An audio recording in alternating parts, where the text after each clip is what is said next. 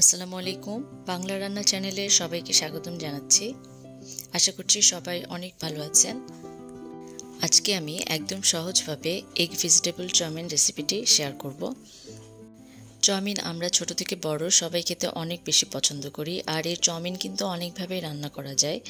তো আজকে আমি ঘরোয়াভাবে সচরাচর যেভাবে চাউমিন রান্না করি সেটাই আপনাদের সাথে শেয়ার করব। ভেজিটেবল চাউমিন রান্না করার জন্য প্রথমে কিছু সবজি কেটে নেব। এখানে একটা গাজরের অর্ধেকটা ছুলে ধুয়ে নিয়েছি। এই যে এইরকম চিকন চিকন লম্বা করে জুলিয়ান কাট করে নিচ্ছি। এরপর কেটে নেব বরবটি, এটাও একটু লম্বা করে কেটে নিচ্ছি। তো এইভাবে আমি লম্বা করে কেটে নিচ্ছি। তারপর একটা বড় সাইজের আলু নিয়েছি, এটার অর্ধেকটা দিব। আলুটা আমি লম্বা করে কেটে নিয়েছি। সিজনাল যে কোনো ভেজিটেবল দিয়ে আপনারা চাউমিন রেসিপিটি করতে পারেন। এছাড়াও আপনারা বাঁধাকপি, ফুলকপি, ব্রকলি, ক্যাপসিকাম এগুলো ব্যবহার করতে পারেন। সিজনাল ভেজিটেবল হিসেবে হাতের কাছে যেটাই পাবেন সেটা দিয়ে আপনারা চাউমিন রেসিপিটি করতে পারেন। এরপর কেটে নিচ্ছি ক্যাপসিকাম। একটা ক্যাপসিকামের অর্ধেকটা নিয়েছি, লম্বা করে চিকন চিকন করে কেটে নিচ্ছি। দেখতে পাচ্ছেন এইভাবে চিকন চিকন করে কেটে নেব। এরপরে নিয়েছি মিডিয়াম সাইজের 2টা পেঁয়াজ। পেঁয়াজগুলো আমি একটু মোটা করে কুচি করে নিচ্ছি। এই রান্নার ক্ষেত্রে পেঁয়াজগুলোকে মোটা করে কেটে নিলেই ভালো। আর কয়েকটা কাঁচামরিচ এইভাবে মাঝখান থেকে কেটে নিয়েছি।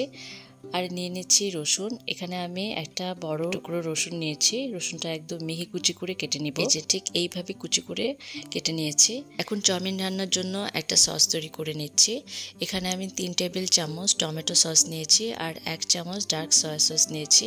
তবে এখানে vinegar, oyster sauce, chilli sauce ব্যবহার করা যাবে। এটা সম্পূর্ণ আপনাদের টেস্টের উপরে ডিপেন্ড করে। সো চাউমিন রান্নার জন্য সবার প্রথমে লাগবে নুডলস। আর আজকের রেসিপিতে আমি এমিরেটস ম্যাকারনির স্প্যাগেটি নুডলসটি নিয়েছি। আপনারা চাইলে যে কোনো নুডলস দিয়েই চাউমিন রান্নাটি করতে পারবেন, তবে একটু মোটা আর লম্বা টাইপের হলেই ভালো। এখন এই নুডলসটি সেদ্ধ করার জন্য আমি চুলায় একটি পাত্র বসিয়ে এখানে পর্যাপ্ত পরিমাণে পানি ফুটতে দিয়েছি। এখন দিয়ে দিচ্ছি সেদ্ধ করার জন্য নুডলস, আর একটা প্যাকেটের অর্ধেকটা নুডলস দিয়েছি। সাথে পরিমাণ মতন লবণ দিয়ে দিতে হবে। সাধারণত রেস্টুরেন্টগুলোতে চাউমিনগুলো কিন্তু লম্বা ভাবেই থাকে। বিভিন্ন প্রকার নুডলসের ধরন অনুযায়ী সেদ্ধ করার সময় কম বেশি লাগতে পারে, তবে খেয়াল রাখতে হবে নুডলসটা সেদ্ধর সময় যেন ওভারকুক না হয়ে যায়। তো নুডলসটা সেদ্ধ হওয়ার সাথে সাথে একটি স্ট্রেনার দিয়ে তুলে পর্যাপ্ত ঠান্ডা পানি দিয়ে ধুয়ে আমি পানিটা ঝরিয়ে নিয়েছি যেন গরম ভাবটা বের হয়ে যায়। আর নুডলসটা যেন স্টিকি না হয়ে যায় সেজন্য আমি 1 চামচ তেল মাখিয়ে নিলাম। এখন ডিম স্ক্র্যাম্বল করে নেওয়ার জন্য চুলায় একটা কড়াই বসিয়ে দিলাম। তারপর দিয়ে দিলাম রান্নার সয়াবিন তেল অল্প পরিমাণে। তেলটা যখন হালকা গরম হয়ে আসবে তারপর দিয়ে দিচ্ছি 2টা ডিম ভেঙে, সাথে দিয়ে দিচ্ছি সামান্য পরিমাণে লবণ। আর ডিমের এই স্ক্র্যাম্বলটা নরম করেই করতে হবে। স্ক্র্যাম্বলটা বেশি কড়া করে ভাজলে ভাল লাগবে না। তো এরকম যখন নরম থাকবে এ পর্যায়ে আমি বাটিতে তুলে নিচ্ছি। এবার কড়াইয়ে আরও কিছুটা তেল দিয়ে আমি এখানে প্রথমে রসুন কুচিটা দিয়ে দিলাম।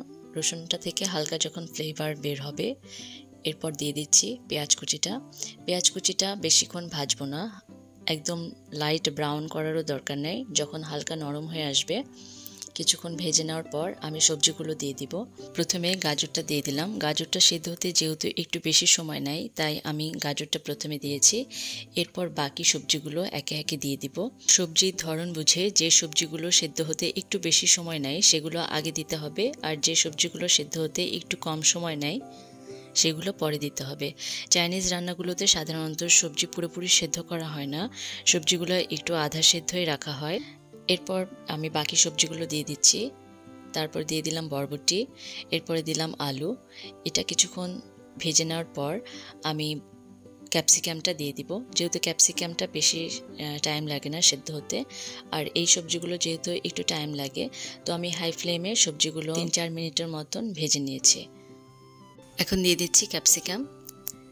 আপনারা হয়তো খেয়াল করেছেন আমি এখন পর্যন্ত লবণ দিইনি, আর লবণটা আগে দিলে পানি ছেড়ে দিত আর সবজিগুলো বেশি সেদ্ধ হয়ে যেত। যেহেতু চাইনিজ সবজিগুলো একটু আধা সেদ্ধই করে তাই আমি লবণটা পরে অ্যাড করছি। আর এখন দিয়ে দিচ্ছি কাঁচামরিচ, চাইলের সাথে সামান্য পরিমাণে চিনিও অ্যাড করতে পারেন।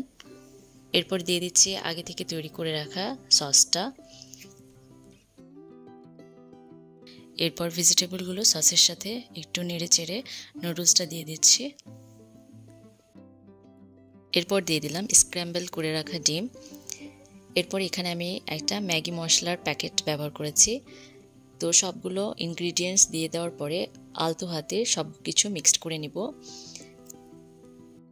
আমি এখানে আরেকটু সস দিয়ে দিচ্ছি। এখন সব কিছু ইনগ্রিডিয়েন্টস এইভাবে আলতোভাবে মিক্সড করে নিচ্ছি।